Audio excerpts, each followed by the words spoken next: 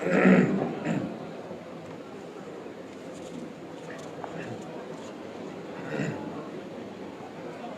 اللہ ولا وآخر سورة القیامہ اعوذ باللہ من الشیطان الرجیم بسم اللہ الرحمن الرحیم لا اقسم بیوم القیامہ ولا اقسم بالنفس اللوامہ ایحسب الانسان ان لن نجمع عظاما صدق اللہ العظیم۔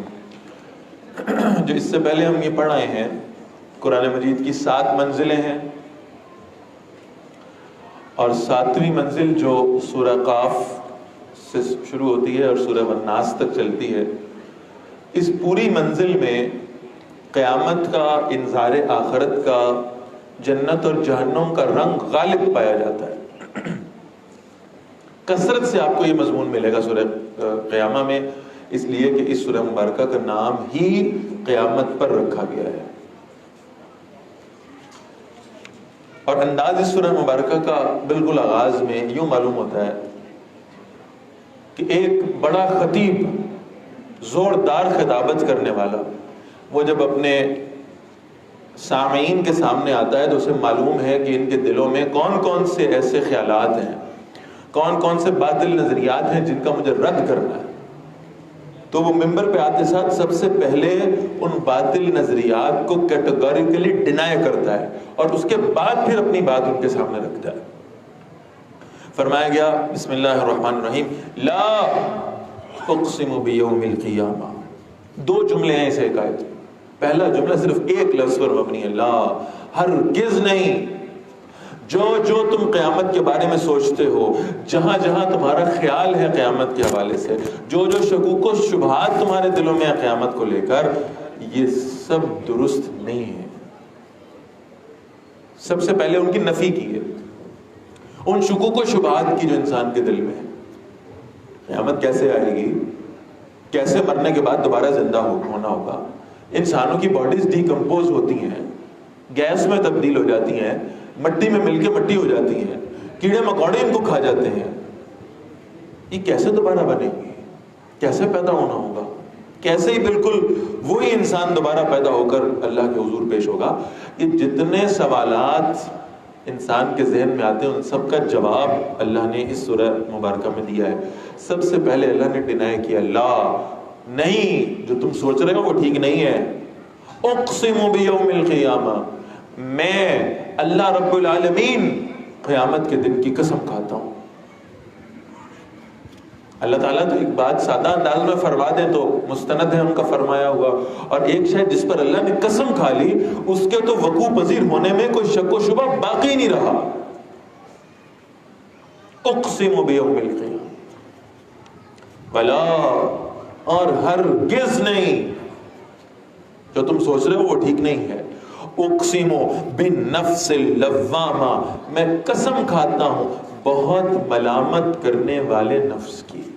قرآن مجید میں نفس کی 3 قسمیں بیان ہوئی ہیں۔ ایک ہم پڑھ رہے ہیں سورہ یوسف میں، نفس امارہ، جو انسان کو ابھارتا ہے برائیوں کی طرف، راغب کرتا ہے۔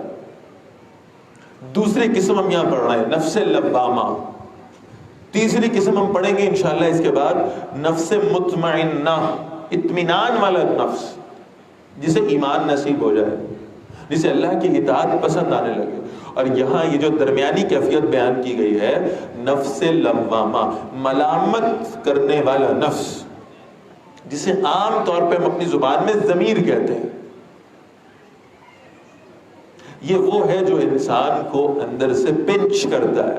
گناہ کرنے کے بعد اس کے دل میں یہ کیفیت پیدا ہوتی ہے کہ یہ میں نے ٹھیک نہیں کیا، اگر یہ گناہ میں نے جو کر لیا ہے، اگر مجھے اس کی سزا نہیں مل رہی، اگر کسی کو معلوم بھی نہیں ہوا کہ میں نے ایسا کر لیا ہے اور میں اس سے بچ گیا ہوں، تو ایسا نہیں ہے کہ میں ہمیشہ بچا رہوں گا۔ وہ ایک دن آنے والا ہے، دنیا میں اگر کسی کے علم میں میرے گناہ نہیں آئے تو ہو سکتا ہے کہ قیامت آنے والی ہو، ایک دن ایسا آنے والا ہے جس میں مجھے حساب کتاب سے دوچار ہونا پڑے گا، جس دن مجھے اپنے گناہوں کی سزا مل کے رہے گی۔ تو یہ جو انسان کا ضمیر ہے یہ اسے پنچ کرتا ہے اندر سے کہ گناہ کرنے پہ اطمینان تمہارے دل میں نہیں آنا چاہیے۔ اسی لیے اللہ کے رسول فرماتے ہیں صلی اللہ علیہ وسلم، فرمایا نیکی وہ ہے جو تمہارے دل کو اطمینان عطا کرے، اور گناہ وہ ہے جس کو کرنے کے بعد تمہارے دل میں بے سکونی اور بے چینی پیدا ہو جائے۔ تو فرمایا جو تمہارا ملامت کرنے والا نفس ہے یہ تو خود تمہارے اندر سے گواہی اٹھ رہی ہے کہ قیامت کا دن آنے والا ہے. اگر دنیا میں حساب نہیں ہو رہا, اگر دنیا میں عدل نہیں ہو رہا, اگر دنیا میں جزا نہیں مل رہی, سزا نہیں مل رہی, نیکی کرنے والوں کو اس کا پورا اجر نہیں ملتا, بعض اوقات نیکی کرنے پہ نقصان ہو جاتا ہے, بعض اوقات گناہ کرنے پہ فائدہ ہو جاتا ہے, تو اس کا مطلب ہے کوئی اور دن آنے والا ہے, کوئی اور دنیا آنے والی ہے, کوئی اور جہان آنے والا ہے جہاں حساب کتاب ہوگا. تو یہ قیامت کے آنے کی گواہی تو تمہارے اپنے اندر موجود ہے. اَيَحْسَبُ الْإِنسَانُ أَن لَّن نَّجْمَعَ عِظَامَهُ. اب انسانوں کے شکوک و شبہات کا ذکر ہو رہا ہے. اس سورہ قیامہ کو اگر اچھی طرح سے سمجھ لیا جائے, قیامت کے حوالے سے کوئی ڈاؤٹ ایسا نہیں ہے جو انسان کے دل میں باقی رہ جائے. فرمایا انسان یہ گمان کرتا ہے ہم اس کی ہڈیوں کو جمع نہیں کر سکیں گے, یہ ڈیکمپوز ہوگا, یہ ختم ہو جائے گا, یہ مٹی میں مل کر مٹی ہو جائے گا, دوبارہ کیسے پیدا ہوگا؟ اللہ کیسے ان چھوٹی چھوٹی ہڈیوں کو اکٹھا کریں گے, پھر ان کو آپس میں جوڑیں گے, پھر ان کے اوپر گوشت چڑھائیں گے, پھر ان کے اوپر دوبارہ کھال چڑھا دیں گے, پھر ویسے بنا دیں گے جیسا یہ دنیا میں تھا. یہ سمجھنا تمہارے لیے بہت مشکل ہے. اللہ نے اس کا جواب دیا ہے کہ ہڈیاں نہیں, کھال نہیں, گوشت بھی نہیں, ہم پتہ ہے کس چیز پہ قدرت رکھتے ہیں؟ بلا, کیوں نہیں, قادرین علی ان نسوی بنانا, ہم تو اس پر بھی قدرت رکھتے ہیں کہ ان کی انگلیوں کا ایک ایک پور, ان کا ایک ایک فنگر پرنٹ بھی ویسے ہی بنا دیں جیسے ہم نے دنیا میں بنا رکھا تھا. تم تو ہڈیوں پہ پریشان بیٹھے ہو, تم تو گوشت میں پریشان بیٹھے ہو, تم تو کھال کے بارے میں سوال کرتے ہو, شک کرتے ہو. ہم تو ان کے فنگر پرنٹس بھی ویسے ہی بنائیں گے جیسے ہم نے دنیا میں بنا رکھے تھے. بل یرید الانسان لیفجر امامہ, انسان چاہتا ہے کہ وہ اپنے آگے کی زندگی میں بھی نافرمانیاں کرتا رہے. یہ جو قیامت کا انکار کرتا ہے اصل میں اپنے آپ کو تسلی دیتا, کوئی حساب نہیں ہوگا, کوئی پیشی نہیں ہوگی, کوئی حاضری نہیں ہوگی, کوئی جہنم نہیں ہوگی, کوئی عذاب نہیں آئے گا, کرتے رہو جو کر رہے. یسأل ایان یوم القیامہ, انسان پوچھتا ہے قیامت کا دن کب آئے گا. اچھا یہ اس کا سوال کرنا بھی کیوں ہے؟ بہت دلچسپ بات ہے. یہ سوال اس لیے کرتا ہے, انسان کے اندر ایک کیفیت ہمیشہ سے رہی ہے, اور وہ کیفیت یہ ہوتی ہے کہ یعنی آپ کبھی ہمارے طالب علموں کو دیکھیں نا, تو جب سیمسٹر شروع ہوگا, جب ایجوکیشنل ایئر شروع ہوگا تو خیال کریں گے ابھی تو پورا سال پڑھا, ابھی تو 6 ماہ پڑھے, کوئی بات نہیں, کوئی بات نہیں, پڑھ لیں گے. آخری 1 مہینہ ڈٹ کے پڑھیں گے اور امتحان میں بیٹھ جائیں گے, کامیاب ہو جائیں گے. تو پورے سیمسٹر میں سے سارا وقت گزارتے ہیں اس آخری مہینے کے انتظار میں. اچھا جب آخری مہینہ شروع ہوتا ہے تو خیال آتا ہے کہ ابھی تو 1 مہینہ پڑھا ہے, آخری 1 ہفتے میں تیاری کر لیں گے, کافی ہو جائے گا وقت. 3 ہفتے پھر گزار دیے. پھر جب آخری ہفتہ شروع ہوا تو خیال آیا کہ نہیں ویسے سلیبس تھوڑا سا ہی ہے, اگر آخری رات بیٹھ جائے نا تو انشاءاللہ بڑی آسانی سے تیاری ہو جائے گی. اور پھر اس آخری رات کے انتظار میں انسان بیٹھا رہتا ہے, اور پھر وہ اس آخری رات میں جس دن صبح امتحان ہے نیند آتی ہے, اور پھر اسے یہ توفیق ہی باقی نہیں رہتی کہ وہ اس رات میں جاگ کے تیاری کر سکے. انسان کی فطرت ہے, یہ چاہتا ہے مجھے کہیں قیامت کا وقت پتہ چل جائے, میں اس سے ٹھیک 1 منٹ پہلے توبہ کر لوں گا, ٹھیک 1 منٹ پہلے اللہ سے معافی مانگوں. یہ اس لیے بار بار پوچھتا ہے قیامت کب آئے گی. یسأل ایان یوم القیامہ, سوال کرتا ہے, بہت کیوریس ہے, بہت تجسس میں مبتلا ہے اس حوالے سے کہ قیامت کب آئے گی. اللہ نے اس کا جواب دیا, فَإِذَا بَرِقَ الْبَصَرُ, جب آنکھ پتھرا جائے گی, وَخَسَفَ الْقَمَرُ, چاند بے نور ہو جائے گا, وَجُمِعَ الشَّمْسُ وَالْقَمَرُ, اور سورج اور چاند آپس میں جمع کر دیے جائیں گے. آپ کبھی اس کیفیت کا اندازہ لگائیں, زمین درمیان میں, سورج ایک جانب, چاند دوسرے جانب, دونوں آپس میں جمع ہوں گے تو درمیان میں سینڈوچ بن کے تباہ و برباد ہوگی یہ زمین. اور فرمایا اس وقت آنکھیں پتھرا جائیں گی. انسان جب ایک دم شوق کی کیفیت میں آتا ہے, صدمے کی کیفیت میں آتا ہے, تو اس کی آنکھوں کی پتلیاں بھی حرکت نہیں کرتی. ایک دم تیز روشنی کو دیکھتا ہے تو آنکھیں جھپکنا بھول جاتا ہے. اس کیفیت میں جب یہ صدمہ ہوگا, جب قیامت کا اتنا شدید زلزلہ آئے گا, کسی کو توبہ کی توفیق نہیں ہوگی. جب آنکھیں پتھرا گئی ہوں گی تو یہ کیسے ہو سکتا ہے کہ زبان ہلے اور اللہ سے معافی مانگے؟ یہ کیسے ہو سکتا ہے کہ دل کانپے اور اللہ کے سامنے سجدہ ریز ہو جائے؟ ممکن نہیں ہوگا. اس کے انتظار میں مت بیٹھو, یقول الانسان یومئذ این المفر، یہ انسان کہے گا ہے کوئی فرار کی جگہ؟ اسے معلوم ہوگا آج معافی مانگنے کا کوئی فائدہ نہیں ہے، آج توبہ کرنے کا کوئی امکان نہیں ہے، بس وہ کہے گا کسی طرح فرار اختیار کر لوں، کہیں بچ جاؤں، کہیں چھپ جاؤں۔ کلا لا وزر، ہرگز نہیں، آج کوئی پناہ کی جگہ نہیں ہے تمہارے لیے، آج کوئی فرار نہیں ہے۔ تم دنیا میں یہ جگہ ڈھونڈا کرتے تھے جہاں تم چھپ کے گناہ کر سکو، آج اللہ سے چھپنا ممکن نہیں ہے۔ اِلَىٰ رَبِّكَ يَوْمَئِذٍ الْمُسْتَقَرُّ، اس دن تمہارے رب کی طرف ہی جا کر ٹھہرنا ہے۔ يُنَبَّأُ الْإِنسَانُ يَوْمَئِذٍ بِمَا قَدَّمَ وَأَخَّرَ۔ میں چاہ رہا ہوں کہ اس آیت کی میں تھوڑی سی تفصیل آپ کے سامنے عرض کروں۔ عام طور پر یہ الفاظ ہم پڑھتے ہیں، قرآن مجید میں بار بار آتے ہیں، قدمت و اخرت، قدم و اخر۔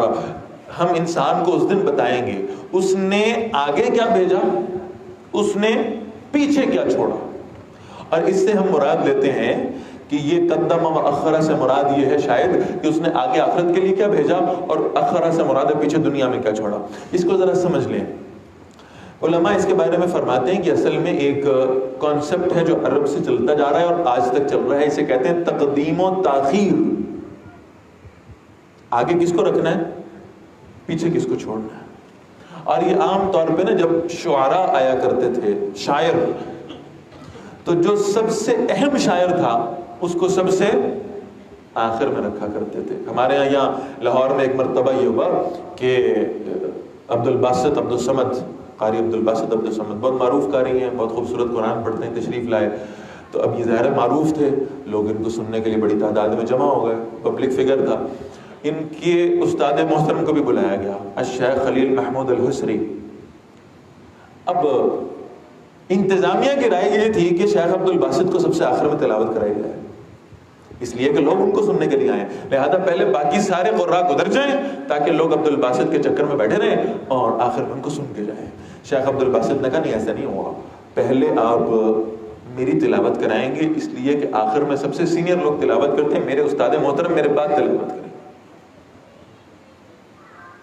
تو لوگوں نے کہا بھئی یہ تو انتظامیہ نے کہا تو لوگ تو چلے جائیں گے، بھاگ جائیں گے، تو آپ کے چکر میں آ کے بیٹھے ہیں۔ انہوں نے کہا مجھے یہ نہیں پتا، لیکن اصول عربوں میں یہی ہے کہ جو کم اہم شے ہے وہ پہلے ہے اور جو زیادہ اہم شے ہے وہ بعد میں ہے۔ علماء نے اس کا مطلب لکھا ہے یُنَبَّأُ الْإِنسَانُ يَوْمَئِذٍ بِمَا قَدَّمَ وَأَخَّرَ، انسان کو ہم بتائیں گے ہم نے تو پہلے دنیا رکھی تھی، بعد میں آخرت رکھی تھی، یہ بتانے کے لیے کہ آخرت دنیا سے زیادہ اہم ہے۔ اور ہم قیامت والے دن انسان کو بتائیں گے اس نے زیادہ اہم کس کو رکھا، دنیا کو یا آخرت کو۔ اس نے اپنے آگے دنیا کو رکھا، آخرت کو پیچھے چھوڑ دیا، فراموش کر دیا، بھول گیا کہ قیامت کا دن بھی آنا ہے، یا اس نے آخرت کو اپنے آگے رکھا، دنیا کے بارے میں بے فکر ہو گیا کہ اللہ جانے اور اللہ کا کام جانے۔ یہ ہم قیامت والے دن بتائیں گے، ایک جملے میں فیصلہ ہو جائے گا۔ دنیا تمہارے سامنے تھی، آخرت تمہارے پیچھے تھی، بھول گئے تھے تم اسے۔ اس کا مطلب ہے دنیا میں جو تم نے موجیں لوٹی ہیں وہ ٹھیک ہے، آخرت میں تمہارا کوئی حصہ نہیں۔ اور اگر آخرت تمہارے مطمع نظر تھی، تمہارے سامنے تھی، تمہارے لیے امپورٹنٹ تھی، دنیا کے بارے میں تم بے فکر ہو چکے تھے، تو اس کا مطلب ہے آج آخرت میں تمہیں اس کا اجر ملے گا۔ پورے قیامت کے حساب کتاب کو صرف ایک اس جملے میں اللہ نے سمو دیا، اس بنیاد پر ہم حساب کریں گے تمہارا۔ بل الانسان علی نفسہ بصیرہ، بلکہ انسان اپنے آپ کو خود دیکھنے والا ہے، وہ اپنے اوپر توجہ کر سکتا ہے، وہ اپنا حساب خود کر سکتا ہے۔ سیدنا عمر رضی اللہ تعالیٰ فرماتے ہیں حاسبوا قبل ان تحاسبوا، اپنا حساب کرو اس سے پہلے کہ تمہارا حساب کر دیا جائے۔ قیامت کے حساب سے پہلے اپنا حساب کرو، خود بیٹھو، خود سوچو، اپنے اندر جھانکو، اپنی زندگی کو دیکھو، اپنے ہر دن کا حساب لگاؤ۔ کامیاب دکاندار وہ ہے جو شام ہوتے ہوئے اپنے اکاؤنٹس کلوز کرتا ہے روزانہ، انہیں کل پہ نہیں چھوڑتا، انہیں ایک مہینے بعد پہ نہیں چھوڑتا، وہ روزانہ اپنا کھاتہ کلوز کرتا ہے، دیکھتا ہے آج میں نے پروفٹ کتنا کمایا، آج میرے لاس کتنا ہوا۔ تو کیا مومن بندہ یہ نہیں کر سکتا روزانہ کی بنیاد پر یہ سوچنا کہ میں نے آج کتنی نیکیاں کمائی ہیں اور کتنے گناہ مجھ سے سرزد ہو گئے، اور اس پر پھر فکر مند ہونا کہ میرا ہر آنے والا دن میرے گزرے ہوئے دن سے بہتر ہونا چاہیے۔ فرمایا وَلَوْ أَلْقَى مَعَاذِيرَ، وہ کتنے بہانے مارے، اسے اپنے بارے میں اچھی طرح پتہ ہے کہ اس نے زندگی کیا گزاری ہے۔ لا تحرک به لسانک لتعجل به، اے نبی صلی اللہ علیہ وسلم اپنی زبان کو اس قرآن کے لیے تیزی سے حرکت نہ دیں تاکہ آپ اس کو یاد کرنے میں جلدی کریں۔ اللہ کے رسول صلی اللہ علیہ وسلم کو یہ شوق تھا کہ قرآن مجید جلدی جلدی حفظ ہو جائے، اور یہ ڈر بھی تھا کہ ایسا نہ ہو کہ قرآن کا کچھ حصہ مجھ سے بھول جائے، میں اسے فراموش کر بیٹھوں، اللہ کے بندوں تک اللہ کا قرآن صحیح طریقے سے نہ پہنچا سکوں، مجھ سے میری ذمہ داری میں کوئی کمی نہ رہ جائے۔ اس لیے آپ صلی اللہ علیہ وسلم جبرائیل علیہ السلام کے قرآن پڑھنے میں سے تیزی سے بار بار دہرایا کرتے تھے۔ اللہ کے رسول صلی اللہ علیہ وسلم کو بتایا گیا ہے آپ آرام آرام سے قرآن پڑھیے، آپ تیزی سے اپنی زبان نہ ہلائیں اس کے اوپر۔ ان علینا جمعہ وقرآن، اس کو جمع کرنا آپ کے سینے میں اور اس کو پڑھا دینا یہ ہمارے ذمہ ہے۔ اللہ فرمانے یہ ہماری ذمہ داری ہے۔ وہ شخص جو قرآن کے راستے میں آتا ہے، جو یہ تہیہ کر لیتا ہے کہ مجھے اپنی زندگی میں قرآن کے لیے کچھ کرنا ہے، قرآن کا علم سیکھنا ہے، اس کو سکھانا ہے آگے، تو اللہ تعالیٰ اس کے راستے خود آسان فرماتا ہے۔ فرمایا ان علینا جمعہ وقرآن، بے شک اس کو جمع کرنا اور اس کو پڑھا دینا یہ ہمارے ذمہ ہے۔ فاذا قرأناہ فاتبع قرآنہ، پھر جب ہم اسے پڑھیں تو آپ بھی اس کے پڑھنے کی پیروی فرمایا کریں۔ ثم ان علینا بیانہ، پھر ہمارے ذمہ ہی اس کو واضح کر دینا۔ رسول اللہ صلی اللہ علیہ وسلم کو قرآن مجید کی تفسیر اللہ کی جانب سے سکھائی گئی ہے، جسے آپ صلی اللہ علیہ وسلم نے اپنی حدیث کی شکل میں بیان فرمایا ہے۔ لہذا قرآن مجید کو سمجھنا ممکن ہی نہیں ہے آپ صلی اللہ علیہ وسلم کی حدیث کے بغیر۔ یہ جو آج ہمارے ہاں فتنے پھیلائے جاتے ہیں کہ حدیث کی ہمیں ضرورت نہیں ہے اور ہم صرف قرآن ہمارے لیے کافی ہے، معاذ اللہ، یہ بذات خود بہت بڑا فتنہ ہے۔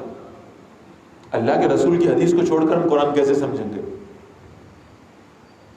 اب ذرا نوٹ فرمائیں، ہم نے یہ پڑھا کہ یہ سورہ قیامہ ہے، اور ہم نے یہ پڑھا کہ اس کا مضمون قیامت ہے، اس کا نام بھی قیامت پر، اس کا مضمون بھی قیامت پر، اور اس کے بعد ہم نے اس کی پہلی 15 آیتیں پڑھی، 15 آیتوں میں صرف قیامت کا مضمون ہے۔ اس کے بعد درمیان میں یہ 16 سے 19 تک 4 آیتیں ہیں، اس میں یہ درمیان میں ایک موضوع آ گیا کہ آپ اس قرآن میں پڑھنے میں جلدی نہ کیا کریں، آپ تیزی سے حرکت نہ کیا کریں، اپنی زبان کو تیز تیز نہ ہلایا کریں، ہم پڑھا دیں گے، ہم سمجھا دیں گے، ہم سکھا دیں گے، ہم جمع کر دیں گے اس کو آپ کے سینے میں۔ محسوس ہوتا ہے کہ شاید یہ کوئی آؤٹ آف کانٹیکسٹ بات آ گئی، خدا نہ خواستہ، مضمون تو قیامت کا تھا اور ذکر تو آخرت کا تھا، یہ درمیان میں بات کہاں سے آ گئی؟ اب اللہ نے اس بات کو جوڑا ہے، لنک کیا ہے۔ کلا بل تحبون العاجلہ، یہ ہر کام میں، چاہے دنیا کا کام ہو اور چاہے دین کا کام ہو، جو تو تم جلدی جلدی کرتے ہو نا، اصل میں تم اس اجلت والی دنیا کی محبت میں گرفتار ہو گئے ہو۔ وَتَذَرُونَ الْآخِرَةَ، اور تم اس آخرت کو بھول گئے ہو۔ تمہارے کاموں میں یہ اجلت کا پایا جانا، یہ اس بات کا اظہار ہے کہ تم دنیا کی محبت میں، اللہ کے رسول کو نہیں کہا جا رہا، یہ جمع کا صیغہ ہے۔ کلا بل تحبون العاجلہ، لوگوں کی بات ہو رہی ہے، تم لوگ اس اجلت والی، اس جلدی والی دنیا کی محبت میں گرفتار ہو۔ آپ کبھی اردو محاورے پڑھا کریں، میں ہمیشہ عرض کرتا ہوں کہ یہ پتہ نہیں کس نے بنایا، بہرحال جس نے بھی بنایا اللہ ہی پوچھے اس سے، یعنی اتنے غیر اسلامی اور اسلام مخالف قسم کے محاورے بنائے گئے ہیں اور ہمارے بچوں کو سکھائے گئے ہیں۔ 9 نقد نہ 13 ادھار، یہ نقد کے 9 ادھار کے 13 سے بہتر ہیں۔ وہ نقد کے 9 مل رہے ہیں دنیا میں، ادھار کے 13 مل رہے ہیں جنت میں۔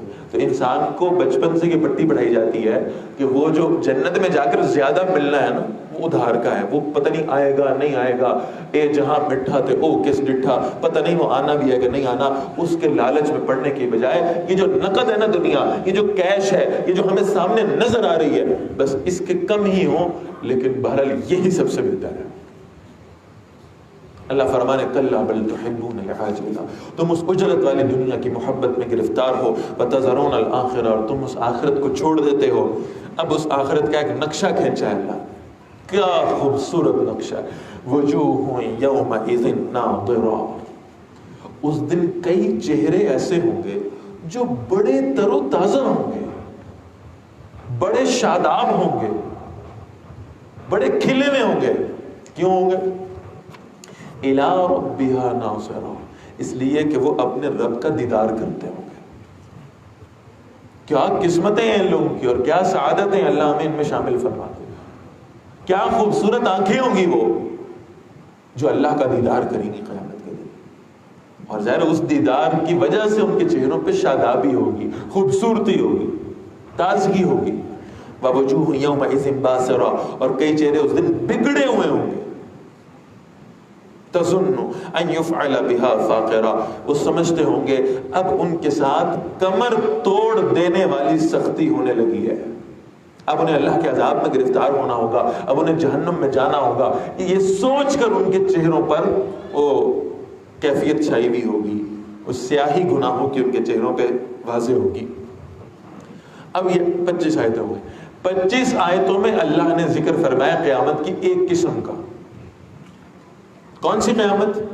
کائنات کی قیامت, اس پوری دنیا کی قیامت, اجتماعی قیامت. اب آیت نمبر 25 کے بعد یہ جو ہم بار بار پریشان ہوتے ہیں نا کہ قیامت آنی کب ہے, اس سوال کا اللہ نے جواب دیا یہ بتا کر کہ تمہیں کائنات کی قیامت سے غرض نہیں ہونی چاہیے. ایک فرد کی قیامت ہے, اور فرد کی قیامت اس کی موت ہے. بھائی وہ کائنات 100 سال بعد تباہ ہو, 500 سال بعد تباہ ہو, 1000 سال بعد تباہ ہو, تمہیں اس سے کیا غرض؟ تمہاری موت آ گئی. اللہ کے نبی نے فرمایا صلی اللہ علیہ وسلم, من مات فقد قامت قیامتہ, جس کی موت آ گئی اس کی قیامت تو قائم ہو گئی. دنیا میں کیا چل رہا ہے, عالمی حالات کیا ہو رہے ہیں, کون کس سے جنگ کر رہا ہے, کون کس سے صلح کر رہا ہے, کیا چل رہا ہے, اس کو کوئی فرق پڑ رہا ہے؟ اس کی تو قیامت آ گئی ہے. لہذا کائنات کی قیامت سے زیادہ اپنی قیامت کی فکر کرو جو موت ہے. اور وہ کب آئے گی؟ اللہ کے رسول نے بتا دیا صلی اللہ علیہ وسلم. فرمایا جو بیٹھا ہے اسے یقین نہیں ہے کہ وہ اٹھ کے کھڑا ہو سکے گا, اور جو کھڑا ہوا ہے وہ نہیں جانتا بیٹھ سکے گا, اور جو سونے لگا ہے اسے معلوم نہیں ہے کہ اس نے جاگنا ہے کہ نہیں جاگنا. موت اس کے پیچھے ہر وقت موجود ہے. کسی بھی لمحے, کسی بھی وقت وہ موت آ سکتی ہے.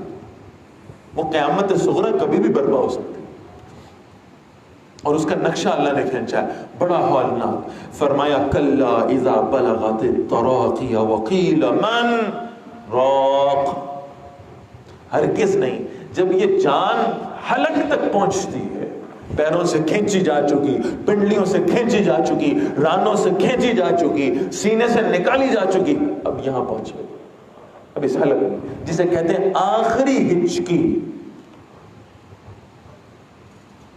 وقیل من راق, بڑا عجیب منظر ہے. وہ یہاں پھنس گئی ہے, یہاں وہ آخری ہچکی نہیں آ رہی, وہ جان جسم سے جدا نہیں ہو رہی, وہ موت کی, وہ نزع کی کیفیت آ رہی ہے. ساری زندگی سائنس اور ٹیکنالوجی کا پرچار کرنے والے اور دم درود کی مخالفت کرنے والے بھی اس وقت وہ لواحقین جو اس میت کے قریب کھڑے ہیں وہ کہہ رہے ہوتے ہیں من راق, ہے کوئی دم کرنے والا, کوئی دم ہی کر دے, کچھ پڑھ کے پھونک دے کہ اس کی روح اس کے جسم میں واپس چلی جائے. وَظَنَّ أَنَّهُ الْفِرَاقُ, اور وہ سمجھ جائے گا مرنے والا کہ جدائی کا وقت آ گیا ہے, اب واپسی نہیں ہے. وَالْتَفَّتِ السَّاقُ بِالسَّاقِ, اور پنڈلی پنڈلی کے ساتھ لپٹ جائے گی. إِلَىٰ رَبِّكَ يَوْمَئِذٍ الْمَسَاقُ, اس دن تمہارے ہی رب کی طرف ہی اسے لوٹنا پڑے گا. اب اسے کوئی بچانے والا نہیں, اب اس کی روح کو اس کے جسم میں دوبارہ داخل کرنے کی طاقت کوئی نہیں رکھتا. وقت آن چکا, موت کے فرشتے اس کے سر پہ کھڑے ہیں, جانے کا موقع ہے, توبہ کرنے کا وقت نہیں ہے, وصیت کرنے کا وقت نہیں ہے, صدقہ کرنے کا وقت نہیں ہے, اب جانے کا وقت. اور وہ وقت کسی بھی لمحے آ سکتا, اس کے آنے سے پہلے پہلے معافی مانگ لو, ہاتھ جوڑ لو اللہ کے ساتھ, توبہ کر لو اللہ سے, اس سے پہلے کہ وقت تم پر آ جائے. فرمایا فلا صدق ولا صلی, نہ اس نے ایک کریکٹر بیان کیا جا رہا ہے, نہ اس نے تصدیق کی اور نہ اس نے نماز پڑھی, نہ ایمان لایا نہ نماز کا اہتمام کیا. ولیکن کذب وتولی, لیکن اس نے جھٹلایا اور اس نے منہ پھیر لیا اللہ کے حکموں سے, اللہ کی آیات سے. ثم ذهب الى اهله يتمطى, نہ ایمان اس کے پاس نہ نماز اس کے پاس, بلکہ جھوٹ پر, کذب پر, جھٹلانے پر, اعراض پر اس کی زندگی مشکل ہے. اس کے باوجود یہ اپنے گھر والوں کی طرف چلا اکڑتا ہوا. فخر کرتا ہوا، غرور کرتا ہوا، کس بنیاد پہ؟ دنیا کی دولت کی بنیاد پہ، اپنی دنیا کی تعلیم کی بنیاد پہ، اپنی عزت و شہرت کی بنیاد پر، اپنے حسن و جمال کی بنیاد پر اکڑ کے چلتا ہے اپنے گھر والوں کی طرف۔ ہے کیا تیرے پاس؟ دنیا کی قیمتی ترین شے تو ایمان تھا، وہی نہیں ہے، پھر بھی اکڑ کے چل رہا ہے۔ فرمایا اولا لک فاولا، تباہی ہے تیرے لیے، پھر تباہی ہے، ثم اولا لک فاولا، پھر تباہی تیرے لیے، پھر تباہی تیرے لیے۔ آپ اس کو اپنے محاورے میں تو ذرا سمجھیں، نہ تیرے پاس ایمان ہے، نہ تیرے پاس نماز ہے، بلکہ تو جھوٹ پر، شرک پر، کفر پر زندگی گزارتا ہے، اور پھر بھی شرمندہ نہیں ہوتا، پھر بھی تکبر کرتا ہے، پھر بھی اکڑ کے چلتا ہے۔ اولا لک فاولا، فٹے مت تیرا، ثم اولا لک فاولا، دور فٹے مت تیرا۔ ہے کیا تیرے پاس جس پر تو اکڑتا ہے؟ کس شے کا تکبر، کس شے کا غرور ہے تیرے اندر؟ ایحسب الانسان ان یترک سدی، انسان یہ گمان کرتا ہے اسے ہم ایسے چھوڑ دیں گے؟ اتنی نعمتیں دے کر، اتنی عنایتیں کر کے، اس سے حساب نہیں لیں گے، اس سے سوال نہیں پوچھیں گے، ایسے چھوڑ دیں گے اس کو؟ الم یکن نطفۃ من منی یمنی، اسے اپنی حیثیت اوقات بھول گئی ہے؟ یہ کیا تھا؟ ایک گندے پانی کا قطرہ تھا یہ جو ٹپکایا جاتا ہے، یہ اس کا نام تک زبان پہ لینا گوارا نہیں کرتا، وہ اس کے کپڑوں کے ساتھ لگ جائے اسے ناپاکی سمجھتا ہے، یہ خود یہی تھا۔ اس میں سے بھی ایک، اس کا کروڑواں حصہ ایک کروموسوم تھا، یہ اس کے علاوہ اس کی کوئی حیثیت نہیں تھی۔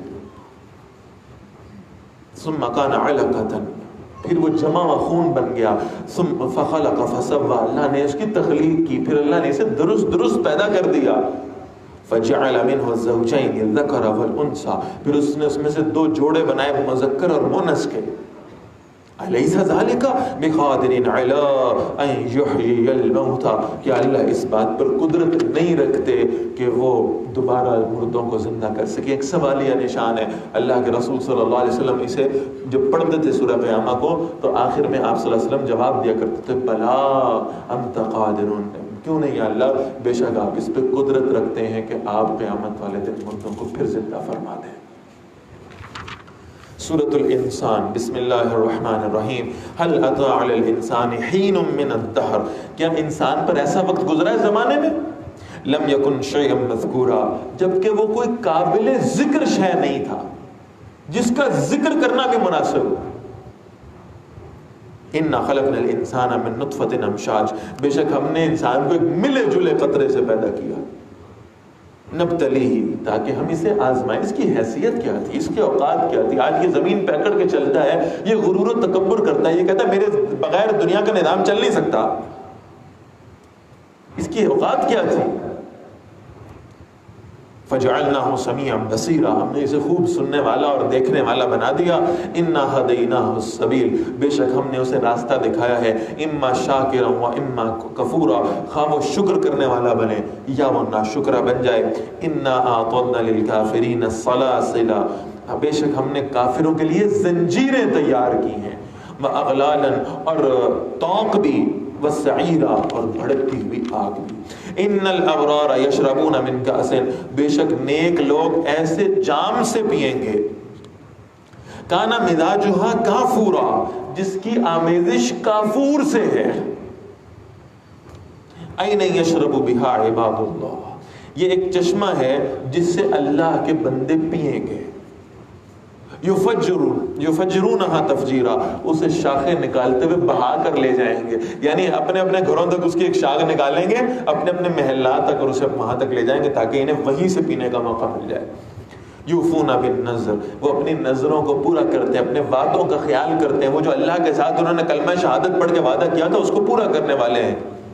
وَيَخَافُونَ يَوْمًا كَانَ شَرُّهُ مُسْتَطِيرًا، اور اس دن سے ڈرتے ہیں جس کی سختی پھیلنے والی ہوگی۔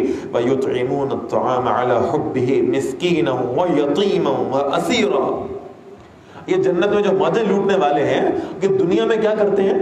یہ کھانا کھلاتے ہیں اللہ کی محبت میں یتیموں کو، مسکینوں کو، محتاجوں کو اور قیدیوں کو۔ انما نطعمکم لوجہ اللہ، یہ ذرا اہم مقام ہے، بس ایک آدھ منٹ میں انشاءاللہ اس کو ایکسپلین کرنے کی کوشش کرتا ہوں۔ ہمارے یہاں یہ جو فلاحی کاموں کی ترتیب ہے نا، یہ بہت زیادہ ہے الحمدللہ۔ ایک سروے ہوا، معلوم ہوا کہ دنیا میں سب سے زیادہ جو یہ فلاحی کام ہے یہ کرنے والی قوم پاکستان ہے۔ اچھا، اس پر بڑی خوشی بھی ہوتی بعض اوقات کہ بھائی صدقہ خیرات کرنے میں ہماری قوم سب سے آگے، الحمدللہ، اچھی بات۔ صرف ایک شے کی ضرورت، اور وہ یہ ہے کہ یہ جو ہم اللہ کے راستے میں خرچ کرتے ہیں نا، خاص طور پر غرباء میں، مساکین میں، یتیموں پہ، محتاجوں پہ، غرباء پہ، یہ انسانوں پر خرچ کرنا انسانیت کے لیے نہیں ہونا چاہیے۔ یہ جو ہمارے سامنے ہیومنزم کا فتنہ رکھا گیا ہے نا، میں نے پہلے بھی ایک دن اس پہ کچھ بات عرض کی تھی، یہ جو ہمیں یہ بتایا گیا کہ انسانیت پرستی میں مبتلا ہو جاؤ، بس انسانوں کو خوش کرنا مطمع نظر بن جائے، یہ دین کا مزاج نہیں ہے۔ انسان راضی ہو جائے، یہ انسان کا مطمع نظر نہیں ہونا چاہیے، بلکہ فرمایا انما نطعمکم لوجہ اللہ، معاشرے میں کیے جانے والے یہ سارے فلاحی کام یہ نہ معاشرے کی بہبود کے لیے ہونے چاہیے، نہ یہ انسانوں کی رضا اور خوشنودی کے لیے ہونے چاہیے۔ یہ لوگ جو اللہ والے ہیں، یہ لوگوں کو کھانا کھلاتے ہیں، ان کی خدمت کرتے ہیں خالصۃ لوجہ اللہ، صرف اور صرف اللہ کو راضی کرنے کے لیے۔ یہ ذہن میں رہنا چاہیے کہ جنہیں ہم حقوق العباد کہتے ہیں نا، یہ حقوق اللہ سے کوئی سیپریٹ اینٹی نہیں ہے، یہ تو خود اللہ کے حقوق ہیں۔ میں نے اپنے باپ کی ناراضگی سے اس لیے ڈرنا ہے کیونکہ اس میں اللہ کی ناراضگی ہے، میں نے اپنی ماں کی خدمت اس لیے کرنی ہے کہ اللہ نے مجھے اس کا حکم دیا ہے، میں نے ہمسائے کو بھوکا اس لیے نہیں سونے دینا کہ اللہ ناراض نہ ہو جائے، میں نے بیوی بچوں کے حقوق اس لیے پورے کرنے ہیں تاکہ اللہ کو راضی کر سکوں۔ حقوق العباد حقوق اللہ کے سوا کوئی الگ شے نہیں ہے، لہذا بعض اوقات یہ فلاحی کام انسانیت کے لیے ہو جایا کرتے ہیں اور پھر اللہ کی رضا ان میں سے نکل جاتی ہے، یہ معاملہ بہت خطرناک ہے۔ اسی لیے فرمایا انما نطعمکم لوجہ اللہ، یہ کہتے ہیں بے شک ہم تمہیں کھلاتے ہیں صرف اللہ کی رضا کی خاطر، ہمیں اور کوئی لالچ نہیں ہے، کوئی دنیاوی فائدہ ہمیں نہیں چاہیے، کوئی شہرت کی ہم طلبگار نہیں ہے۔ لا نريد منکم جزاء ولا شکورا، ہم تم سے نہ بدلہ چاہتے ہیں اور نہ شکریہ چاہتے ہیں، ہم یہ بھی نہیں چاہتے کہ تم ہمیں کوئی تھینک یو کے کلمات کہہ لو، ہم تو بس یہ چاہتے ہیں اللہ راضی ہو جائے۔ اِنَّا نَخَافُ مِن رَبِّنَا يَوْمًا عَبُوسًا قَمْطَرِيرًا، بے شک ہم اپنے رب کا خوف رکھتے ہیں اس دن سے جو نہایت تلخ اور بہت سخت ہوگا۔ فَوَقَاهُمُ اللَّهُ شَرَّ ذَلِكَ الْيَوْمِ، بس اللہ نے انہیں اس دن کے شر سے بچا لیا۔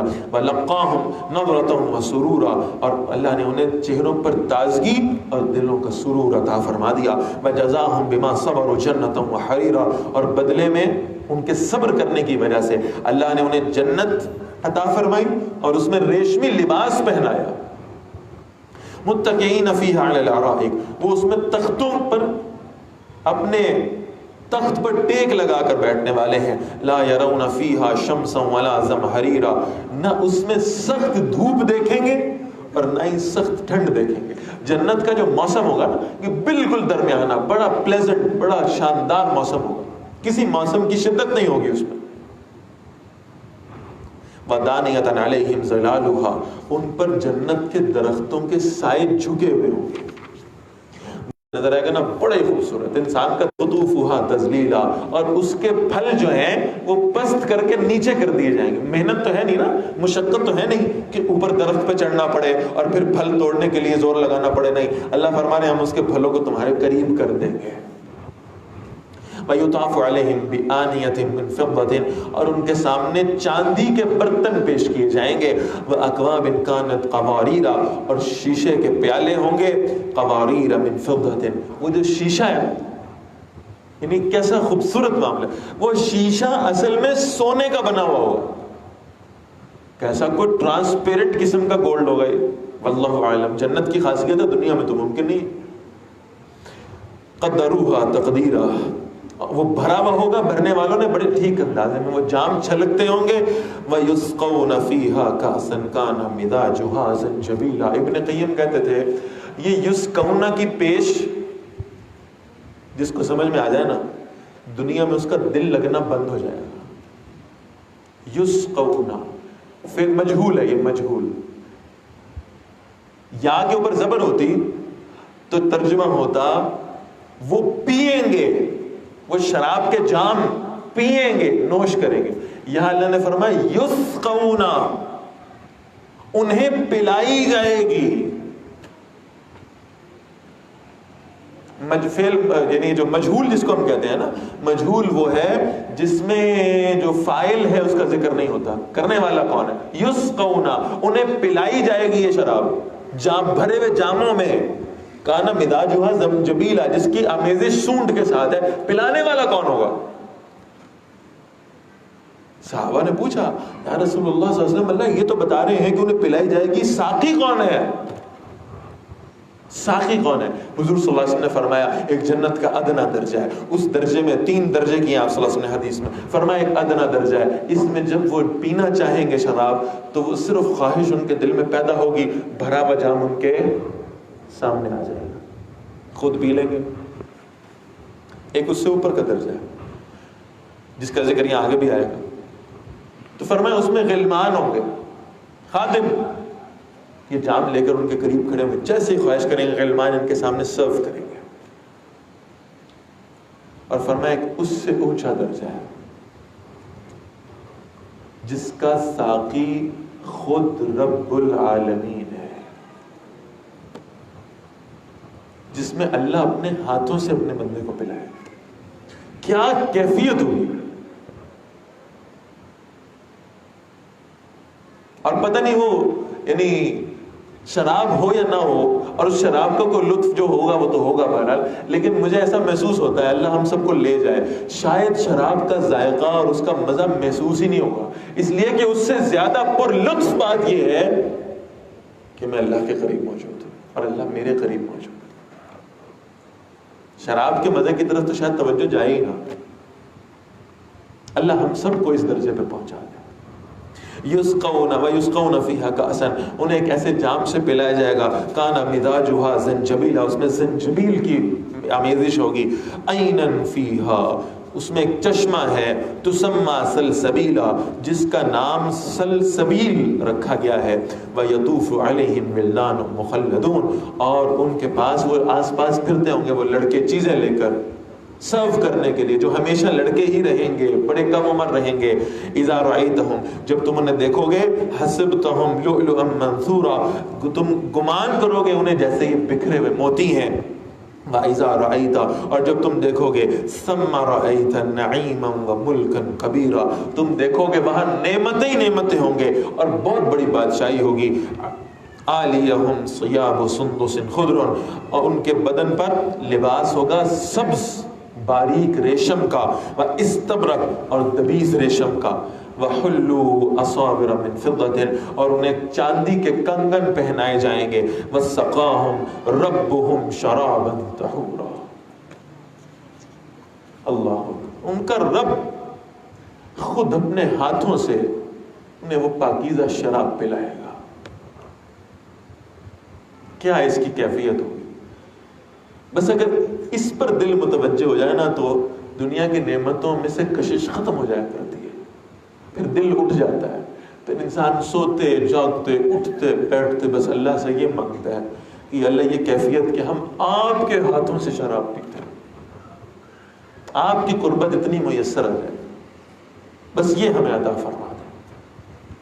ان هذا كان لكم جزاء، بے شک یہ تمہارے لیے بدلہ ہے. وكان سعيكم مشكورا، اور تمہاری کوششوں کی قدر کی گئی ہے، جو تم نے محنتیں کی، جو تم نے عبادتیں کی، جو تم نے رکوع و سجود کیے، اللہ کو وہ پسند آ گئے.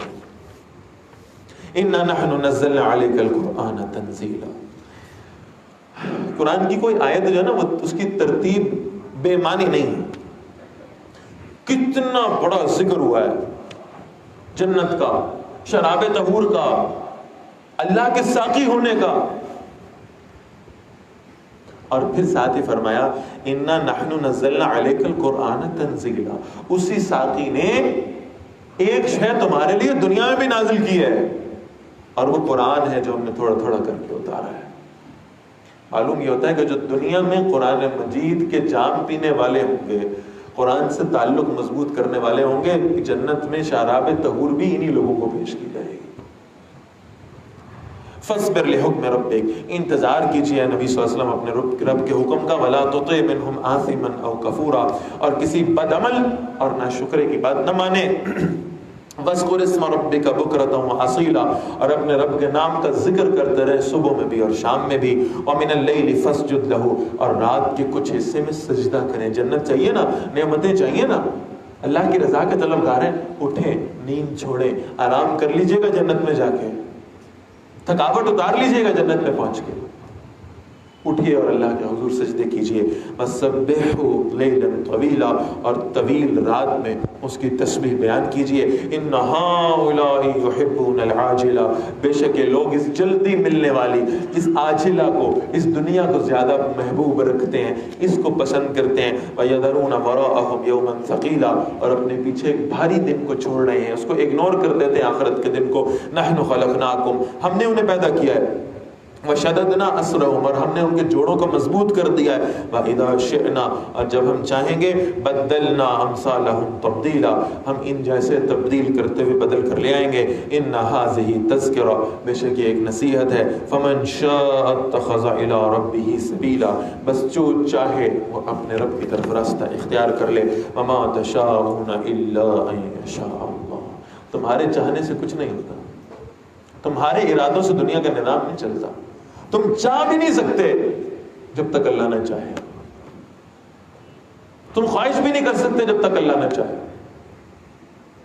اس جنت کی خواہش بھی تمہارے دل میں تب پیدا ہوگی جب اللہ تمہیں اس کی توفیق نصیب فرمائے۔ سیدنا علی رضی اللہ تعالیٰ عنہ فرماتے ہیں، میں نے اپنے رب کو پہچانا ہے اپنے ارادوں کے ٹوٹنے سے۔ حیدر کرار ایک ارادہ فرماتا ہے، برا نہیں ہوتا، کہتے تب مجھے یقین آتا ہے علی تمہارے ارادوں سے دنیا نہیں چلتی، اللہ کے حکم سے چلتی ہے۔ تم تو چاہ بھی نہیں سکتے، تم تو خواہش بھی نہیں کر سکتے جب تک اللہ نہ چاہے۔ ان اللہ کان علیما حکیما، بے شک اللہ سب کچھ سن جاننے والا اور کمال حکمت والا ہے۔ یدخل من یشاء فی رحمتہ، وہ اپنی رحمت میں جسے چاہتا ہے داخل کر دیتا ہے۔ والظالمین اعد لهم عذابا علیما، اور جو ظالم ہیں اللہ نے ان کے لیے دردناک عذاب تیار کر رکھا ہے۔ اللہ ہمیں اس سے محفوظ فرمائے۔ سورۃ المرسلات، بسم اللہ الرحمن الرحیم۔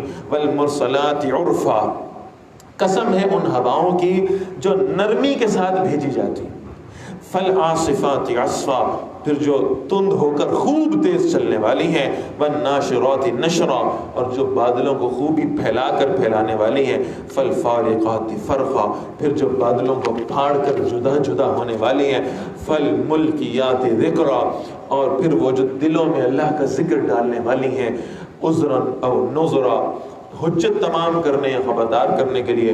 انما توعدون لواقع، بے شک تم سے جس شے کا وعدہ کیا گیا ہے وہ واقع ہو جانے والی ہے، وہ قیامت آنے والی ہے، اس کے واقع ہونے میں کوئی شک نہیں ہے۔ فَإِذَا النُّجُومُ طُمِسَتْ، یہ قیامت کی علامات بیان ہو رہی، جب ستارے بے نور کر دیے جائیں گے۔ وَإِذَا السَّمَاءُ فُرِجَتْ، آسمان پھاڑ دیا جائے گا۔ وَإِذَا الْجِبَالُ نُصِفَتْ، پہاڑ اڑا کر بکھیر دیے جائیں گے۔ وَإِذَا الرُّسُلُ أُقِّتَتْ، اور جب رسولوں کو مقررہ وقت پر اکٹھا کیا جائے گا۔ لِأَيِّ يَوْمٍ أُجِّلَتْ، کس دن کے لیے ان کی مدت مقرر کی گئی ہے۔ لِيَوْمِ الْفَصْلِ، فیصلے کے دن کے لیے۔ وَمَا أَدْرَاكَ مَا يَوْمُ الْفَصْلِ، تم کیا جانو وہ فیصلے کا دن کیا ہے۔ وَيْلٌ يَوْمَئِذٍ لِّلْمُكَذِّبِينَ، اس دن جھٹلانے والوں کے لیے تو ہلاکت ہے۔ أَلَمْ نُهْلِكِ الْأَوَّلِينَ، کیا ہم نے پہلوں کو ہلاک نہیں کیا۔ ثُمَّ نُتْبِعُهُمُ الْآخِرِينَ، پھر ہم دوسروں کو ان کے پیچھے بھیجتے رہے۔ كَذَلِكَ نَفْعَلُ بِالْمُجْرِمِينَ، اسی طرح ہم مجرموں کے ساتھ کرتے ہیں۔ وَيْلٌ يَوْمَئِذٍ لِّلْمُكَذِّبِينَ، اس دن جھٹلانے والوں کے لیے ہلاکت ہے۔ أَلَمْ نَخْلُقكُّم مِّن مَّاءٍ مَّهِينٍ، کیا ہم نے تمہیں ایک حقیر پانی سے پیدا نہیں کیا۔ فَجَعَلْنَاهُ فِي قَرَارٍ مَّكِينٍ، پھر ہم نے اسے ایک مضبوط ٹھکانے میں رکھا، یعنی ماں کے رحم میں۔ إِلَىٰ قَدْرٍ مَّعْلُومٍ، ایک معین اندازے تک۔ فَقَدَرْنَا، پھر ہم نے اندازہ مقرر کیا۔ فَنِعْمَ الْقَادِرُونَ، ہم کیا خوب اندازہ مقرر کرنے والے ہیں۔ ویل یومئذ للمکذبین، اس دن جھٹلانے والوں کے لیے ہلاکت ہے۔ الم نجعل الارض کفاتا، کیا ہم نے زمین کو سمیٹنے والی نہیں بنا دیا؟ احیاء و امواتا، زندوں کو اور مردوں کو سمیٹ لیتی ہے اپنے اندر۔ وجعلنا فیہا رواسی شامخات، اور ہم نے اس میں اونچے پہاڑ بنائے۔ واسقیناکم ماء فراتا، اور ہم نے تمہیں پیاس بجھانے والا میٹھا پانی پلایا۔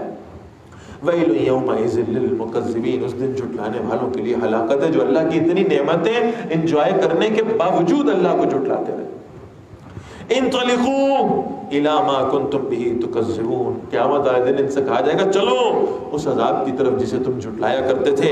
انطلقوا الی ظل ذی ثلاث شعب، ایک سائے کی طرف چلو جو 3 شاخوں والا ہے۔ لا ظلیل ولا یغنی من اللہب، نہ سایہ کرنے والا ہے نہ تپش سے بچانے والا ہے۔ انہا ترمی بشرر کالقصر، بے شک وہ جہنم بڑے بڑے انگارے جیسے محل پھینکے گی۔ کأنہ جمالات صفر، گویا وہ زرد اونٹ ہیں۔ ویل یومئذ للمکذبین، ہلاکت ہے اس دن جھٹلانے والوں کے لیے۔ ھذا یوم لا ینطقون، یہ دن ہے کہ آج یہ بول بھی نہیں سکیں گے۔ کوئی عذر تراشنا، کوئی بہانہ لگانا، اپنے اعمال کا انکار کر دینا تو ممکن ہی نہیں، بول بھی نہیں سکیں گے۔ وَلَا يُؤْذَنُ لَهُمْ فَيَعْتَذِرُونَ، نہیں اجازت دی جائے گی انہیں کہ وہ کوئی عذر پیش کریں۔ وَيْلٌ يَوْمَئِذٍ لِّلْمُكَذِّبِينَ، اس دن ہلاکت ہے جھٹلانے والوں کے لیے۔ هَذَا يَوْمُ الْفَصْلِ، یہ فیصلے کا دن ہے۔ جَمَعْنَاكُمْ بَالْأَوَّلِينَ، ہم نے تمہیں اور پہلوں کو جمع کر دیا ہے۔ فَإِن كَانَ لَكُمْ كَيْدٌ، پھر اگر تمہارے پاس کوئی چال ہے، فَكِيدُونَ، تم میرے خلاف وہ چل گزرو۔ وَيْلٌ يَوْمَئِذٍ لِّلْمُكَذِّبِينَ، ہلاکت ہے اس دن جھٹلانے والوں کے لیے۔ إِنَّ الْمُتَّقِينَ فِي ظِلَالٍ وَعُيُونٍ، بے شک متقی لوگ اس دن سایوں میں اور چشموں میں ہوں گے۔ وَفَوَاكِهَ مِمَّا يَشْتَهُونَ، اور ان پھلوں میں ہوں گے جنہیں وہ پسند کریں گے۔ كُلُوا وَاشْرَبُوا هَنِيًّا بِمَا كُنتُمْ تَعْمَلُونَ، کہا جائے گا کھاؤ اور پیو اور مزے لوٹو اس کے بدلے جو تم اعمال کرتے رہے ہو۔ اِنَّا كَذَلِكَ نَجْزِي الْمُحْسِنِينَ، بے شک اسی طرح ہم نیکی کرنے والوں کو بدلہ دیا کرتے ہیں۔ وَيْلٌ يَوْمَئِذٍ لِّلْمُكَذِّبِينَ، اس دن جھٹلانے والوں کے لیے ہلاکت ہے۔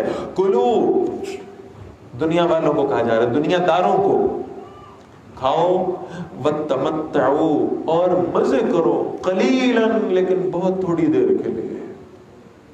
جس دنیا کا تم طلبگار ہو اس کا ٹائم پیریڈ بہت کم ہے، بہت تھوڑی دیر، کھاؤ پیو موج کر لو۔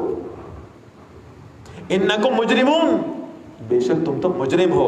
ویل یومئذ للمکذبین، اس دن ہلاکت ہے جھٹلانے والوں کے لیے۔ وَإِذَا قِيلَ لَهُمُ ارْكَعُوا لَا يَرْكَعُونَ، جب ان سے کہا جاتا ہے جھک جاؤ، رکوع کرو اللہ کے سامنے، فرما برداری اختیار کرو اللہ کی، تو جھکتے نہیں ہیں۔ وَيْلٌ يَوْمَئِذٍ لِّلْمُكَذِّبِينَ، اس دن جھٹلانے والوں کے لیے ہلاکت ہے۔ فَبِأَيِّ حَدِيثٍ بَعْدَهُ يُؤْمِنُونَ، تو اس کے بعد اب وہ کس بات پہ ایمان لائیں گے؟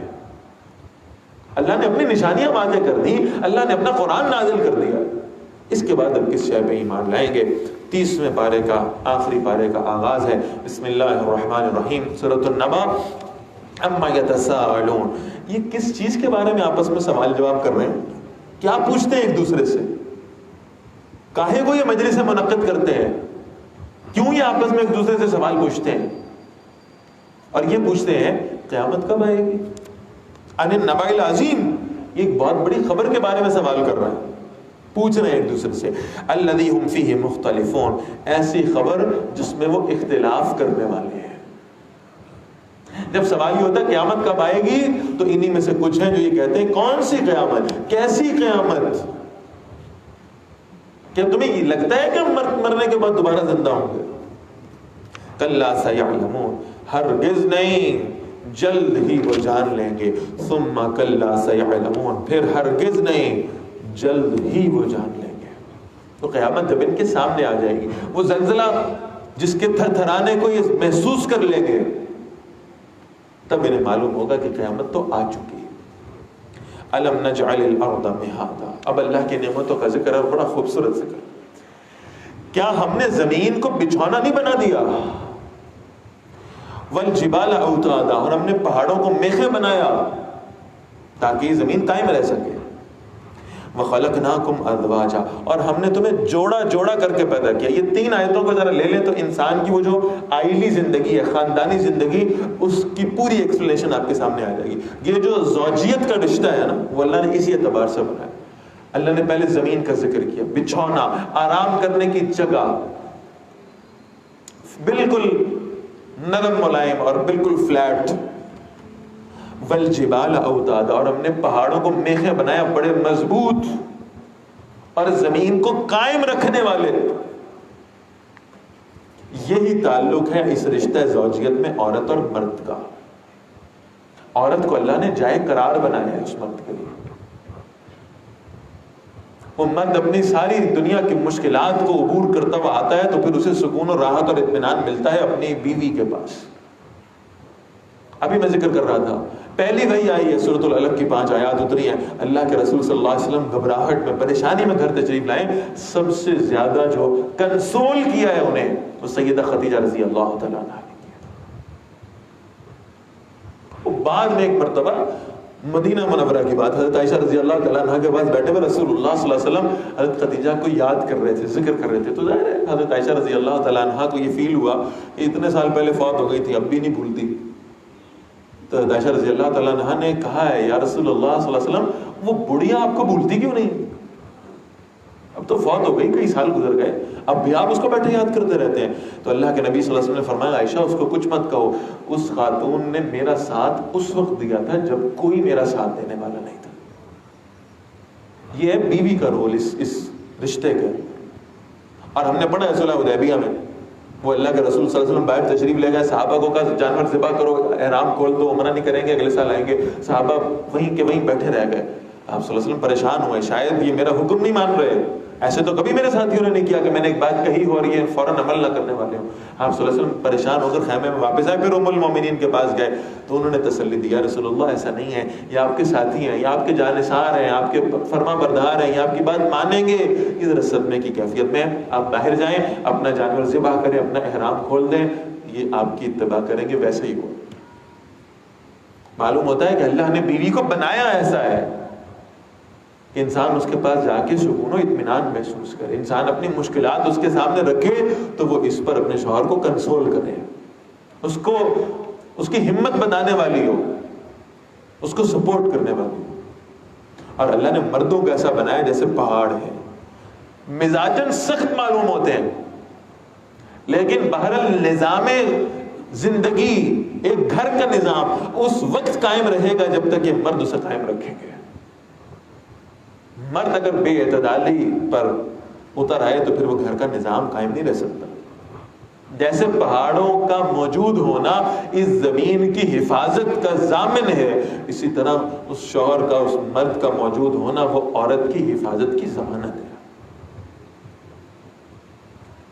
بڑا خوبصورت جملہ ہے جس میں اس کی ایکسپلینیشن ملتی ہے. وہ اشفاق احمد رحمۃ اللہ علیہ کی اہلیہ تھی بانو قدسیہ، وہ ایک جملہ کہا کرتی تھی. وہ کہتی تھی جب تک اشفاق زندہ تھے مجھے معلوم نہیں تھا کہ شوہر ہوتا کیا، قدر نہیں تھی مجھے. جب وہ ان کا انتقال ہو گیا نا اور میں پہلی مرتبہ عدت کے بعد گھر سے باہر نکلی تو میں نے سوچا کہ وہ شخص جو میرے آگے آگے چلتا تھا، جو میرے لیے رستہ بناتا تھا، جو میری دوسروں کی گندی نظروں سے میری حفاظت کرتا تھا، وہ شخص آج میرے پاس موجود نہیں ہے. تب مجھے اشفاق کی قدر آئی ہے. اور ظاہر ہے لوگ جب دنیا سے رخصت ہو جایا کرتے ہیں، دنیا کا اصول ہی ہے کہ ان کی قدر تب آتی ہے جب وہ مر جائیں.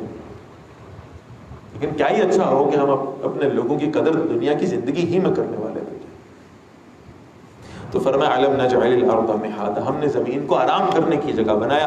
والجبال اوتادا، ہم نے پہاڑوں کو میخیں بنا دیا. وخلقناکم ازواجا، اور ہم نے تمہیں جوڑا جوڑا کر کے پیدا کیا. وجعلنا نومکم سباتا، ہم نے تمہارے لیے نیند کو آرام کا ذریعہ بنایا. وجعلنا اللیل لباسا، ہم نے رات کو تمہارے لیے ایک پردہ بنا دیا. وجعلنا النہار معاشا، اور ہم نے دن کو روزگار کے لیے بنایا. وبنینا فوقکم سبعا شدادا، ہم نے تمہارے اوپر 7 مضبوط آسمان بنا دیے. وجعلنا سراجا وہاجا، اور ہم نے ایک چمکتا ہوا چراغ یعنی سورج بنایا. وانزلنا من المعصرات ماء ثجاجا، اور ہم نے پانی بھرے بادلوں سے موسلا دھار پانی تم پہ برسا دیا. لنخرج به حبا ونباتا، تاکہ ہم اس کے ساتھ اناج اور سبزہ نکالیں. وجنات الفافا، اور گھنے باغات بھی.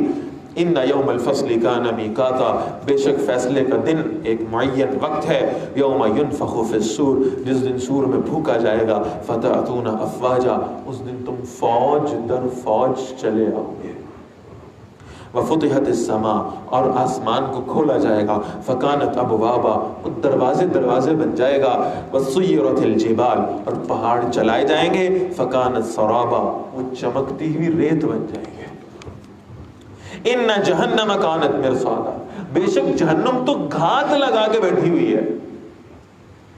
یہ بڑا ٹیکنیکل معاملہ ہے، شکاری جب گھات لگا کے بیٹھتے ہیں نا، چھپ جاتے ہیں کسی ایسی جگہ پر جہاں سے وہ نظر نہ آ سکے، اور گھات لگانے کے لیے یعنی ان کو خوف لاحق ہوتا ہے کہ کوئی ایسا جانور آ جائے گا جو ہمیں تکلیف پہنچا سکتا ہے، تو خود تو کسی اونچی جگہ پر چھپ کے بیٹھ جاتے ہیں، اور اس جانور کو پھنسانے کے لیے گھات میں جانے سے پہلے اس کے سامنے چارے کے طور پہ کوئی شے رکھتے ہیں۔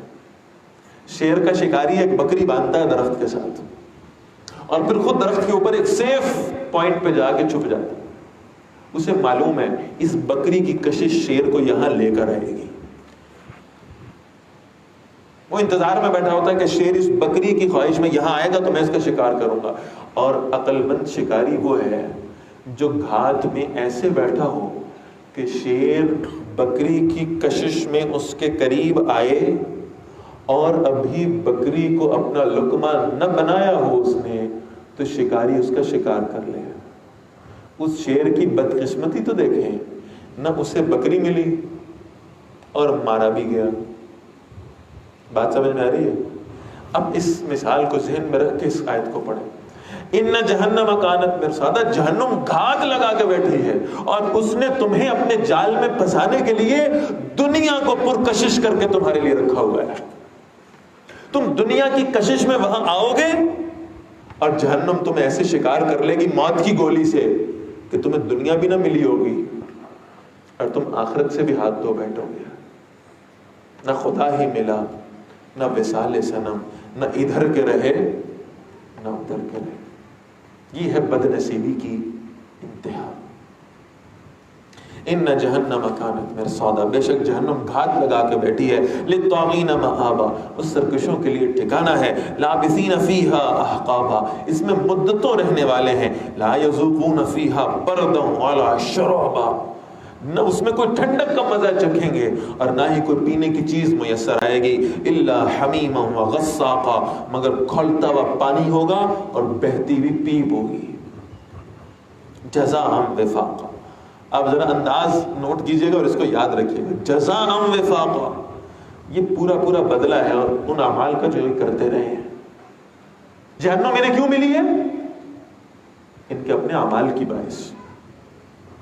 انہم کانوا لا یرجون حسابا، وہ توقع ہی نہیں رکھتے تھے کہ کوئی حساب کتاب ہوگا، وکذبوا بآیاتنا کذابا، وہ ہماری آیات کو جھٹلاتے تھے اور بہت جھٹلاتے تھے، وکل شیء احصیناہ کتابا، اور ہر چیز کو ہم نے لکھ کے محفوظ کر رکھا تھا، فذوقوا، اوے چکھو اب، فلن نزیدکم الا عذابا، اب کسی اور شے میں ہم تمہیں نہیں بڑھائیں گے سوائے عذاب کے، یہ عذاب بڑھتا جائے گا۔ یہ ذکر تھا اہل جہنم، اور انہیں کہا گیا ہے جزاء وفاقا، یہ تمہارے اعمال کی سزا ہے۔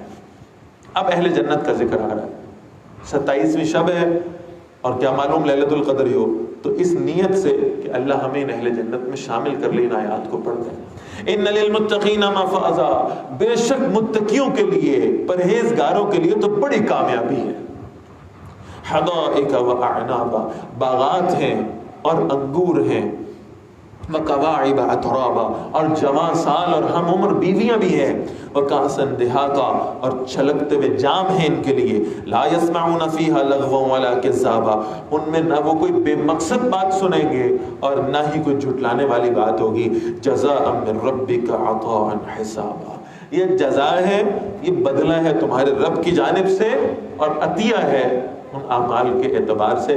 جہنم میں کہا گیا تھا یہ صرف تمہارے اعمال کی سزا ہے، اور جنت کے بارے میں فرمایا گیا ہے کہ اللہ کی رحمت بھی ہے اور تمہارے اعمال کی جزا بھی ہے۔ رب السماوات والارض، وہ رب ہے آسمانوں اور زمین کا، وما بینہما، اور ان سب کا جو ان دونوں کے درمیان ہے، الرحمن، وہ بہت مہربان رب ہے، لا یملکون منہ خطابا، لوگ اس سے بات کرنے کا بھی اختیار نہیں رکھتے، یوم یقوم الروح والملائکۃ صفا، اس دن روح الامین یعنی جبرائیل علیہ السلام اور فرشتے صف بنا کر کھڑے ہوں گے، لا یتکلمون الا من اذن لہ الرحمن، کوئی اس دن بول نہیں سکے گا، گفتگو نہیں کر سکے گا سوائے اس کے جسے رحمان نے اجازت دے رکھی۔ کسی کی کیا مجال ہے اللہ کے دربار میں بغیر اجازت کے بولے؟ فلاں بچا لے گا، فلاں لے جائے گا، فلاں چھڑا لے گا۔ بھئی اس دن تو کوئی اللہ کے دربار میں بول بھی نہیں سکتا، کلام بھی نہیں کر سکتا جب تک اللہ خود نہ اجازت دے دے تو۔ وقال صوابا، اور جو کوئی کہے گا بھی نا اللہ کی اجازت سے کوئی بات تو وہ حق بات کرے گا۔ ذالک الیوم الحق، وہ حق کا دن ہے، فمن شاء اتخذ الی ربہ مآبا، جو چاہے اپنے رب کی طرف ٹھکانہ بنا لے۔ انا انذرناکم عذابا قریبا، بے شک ہم نے تمہیں قریبی عذاب سے باخبر کر دیا ہے۔ یوم ینظر المرء ما قدمت یداہ، اس دن ایک آدمی دیکھ لے گا جو اس نے آگے بھیجا اپنے دونوں ہاتھوں سے، ویقول الکافر، اور کافر کہے گا یا لیتنی کنت ترابا، کاش میں مٹی ہی ہوتا، کاش میں پیدا ہی نہ ہوا ہوتا، کاش مجھے وجود ہی نہ ملتا، یہ اس سے بہتر ہوتا کہ آج قیامت کے دن مجھ سے حساب لیا جائے۔ اللہ یہ ڈر ہمیں دنیا میں عطا فرما دے، اللہ اس خوف میں ہمیں اسی دنیا میں مبتلا کر دے۔ سورۃ النبا تک آج ہم نے پڑھا ہے، 30ویں پاری کی پہلی سورت تک، انشاءاللہ سورۃ النازعات سے کل ہم آغاز کریں گے اپنے پہلے سیشن کا۔ اچھا بھائی، کچھ دعاؤں کے لیے کہا گیا ہے، 27ویں شب ہے، تفصیلی دعا تو انشاءاللہ ہم 29ویں شب کو ہی حسب معمول انشاءاللہ کریں گے، لیکن چونکہ آج 27ویں شب ہے اور بہرحال قبولیت کا وقت بھی ہے تو اللہ تعالیٰ سے ہم دعا مانگیں گے۔ ہمارے محترم بھائی عاطف فصیح صاحب کے سسر آج انتقال کر گئے ہیں، اللہ تعالیٰ ان کی مغفرت فرمائیں، اور زمان صاحب کے ماموں جان انتقال کر گئے ہیں، اللہ تعالیٰ ان کی بھی مغفرت فرمائیں، ان دونوں مرحومین کے اللہ تعالیٰ درجات کو بلند فرما دیں، اللہ تعالیٰ ان کے لیے اگلی منزلیں آسان فرما دیں، ان کے لواحقین کو صبر جمیل عطا فرمائیں۔ مختصر سی ہم دعا کر لیتے ہیں۔ الحمدللہ رب العالمین والعاقبۃ للمتقین والصلاة والسلام علی سید الانبیاء والمرسلین رب اعنا علی ذکرک وشکرک وحسن عبادتک اللہم انا نسألک ایمانا کاملا ویقینا صادقا وقلبا خاشعا ولسانا ذاکرا وتوبة نصوحا وتوبة قبل الموت وراحة عند الموت وراحة عند الموت والعفو عند الحساب ونسألك الجنة ونعيمها ونعوذ بك من النار اللهم إنا نعوذ بك من النار اللهم إنا نعوذ بك من النار عذب الباس رب الناس واشفي أنت الشافي لا شفاء إلا شفاؤك شفاء لا يغادر سقما اللهم اغفر لحينا وميتنا وشاهدنا وغائبنا وصغيرنا وكبيرنا وذكرنا وأنثانا اللهم من أحييته منا فأحيه على الإسلام ومن توفيته منا فتوفه على الإيمان۔ یا اللہ ہم سب کے صغیرہ کبیرہ گناہ معاف فرما دیجئے۔ یا اللہ اس طاق رات میں، اس قبولیت کی گھڑی میں، اس رات کے آخری پہر میں ہم سب آپ کے سامنے ہاتھ پھیلا کر آئے ہیں، ہم آپ کا قرآن پڑھتے آئے ہیں، ہم روزے سے آئے ہیں، ہم قیام اللیل سے آئے ہیں، ہم آپ سے دعائیں کرتے ہیں۔ یا اللہ ہم سب کی مغفرت فرما دیں، ہم سب کی بخشش فرما دیں، ہم سب پر اپنا رحم فرما دیں۔ یا اللہ جو چھوٹے بڑے گناہ ہم سے ہوئے ہیں، یا اللہ اتنے بڑے گناہ ہم کر چکے جو دنیا والوں کے علم میں نہیں ہیں، یا اللہ لیکن آپ کی شان رحمت کے سامنے سب چھوٹے ہیں۔ یا اللہ آپ اپنی رحمت سے ہم سب کو معاف فرما دیں، ہم سب کی مغفرت فرما دیں، ہم پر اپنا رحم نازل فرما دیں۔ یا اللہ ہم آپ کے سامنے جھولی پھیلائے بیٹھے ہیں، یا اللہ یہ اتنا بڑا مجمع آپ سے دعائیں کرتا ہے، یا اللہ ہم سب کی جائز حاجات کو پورا فرما دیں، ہمارے لیے دنیا میں آسانیاں فرما دیں، ہمیں آخرت کے عذاب سے محفوظ فرما دیں۔ یا اللہ ہمیں آپ کی ذات کے جلال کی قسم، ہمیں آپ کی ذات کے جمال کی قسم، یا اللہ ہم بڑے خوف زدہ ہیں اس قبر کی تنہائی سے،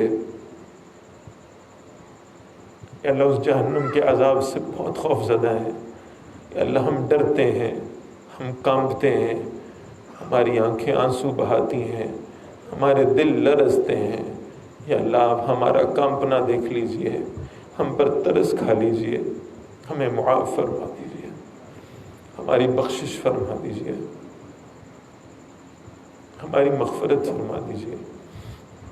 یا اللہ ہم بے بس ہیں، ہم کمزور ہیں، ہم ضعیف ہیں، ہم دنیا کے عذاب بھی برداشت نہیں کر سکتے، ہم دنیا کی آگ کا بھی حوصلہ نہیں رکھتے، یا اللہ جہنم کی آگ کو برداشت کرنے کی طاقت ہم میں نہیں ہے، یا اللہ ہم سب کی مغفرت فرما دیں، ہمیں قیامت کے دن کی رسوائی سے محفوظ فرما لیں، ہم پر اپنا رحم نازل فرما دیں۔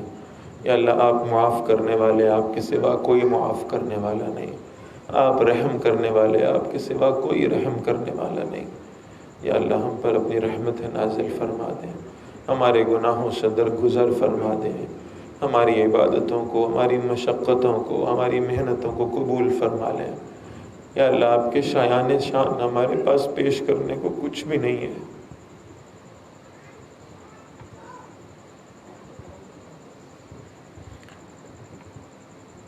ہم کچھ سامنے نہیں رکھ سکتے، ہم کیسے کہیں کہ ہماری مغفرت کر دیں۔ اللہ آپ صرف اپنی رحمت کی بنیاد پہ ہمیں معاف فرما دیں۔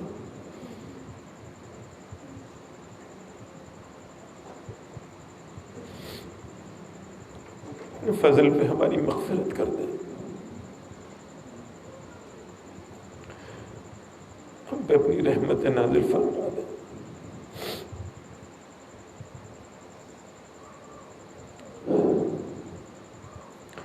ربنا ظلمنا انفسنا وان لم تغفر لنا وترحمنا لنكونن من الخاسرين۔ صلی اللہ تعالی علی رسول خیر خلق محمد وعلی آلہ وصحبہ اجمعین برحمتک یا ارحم الراحمین۔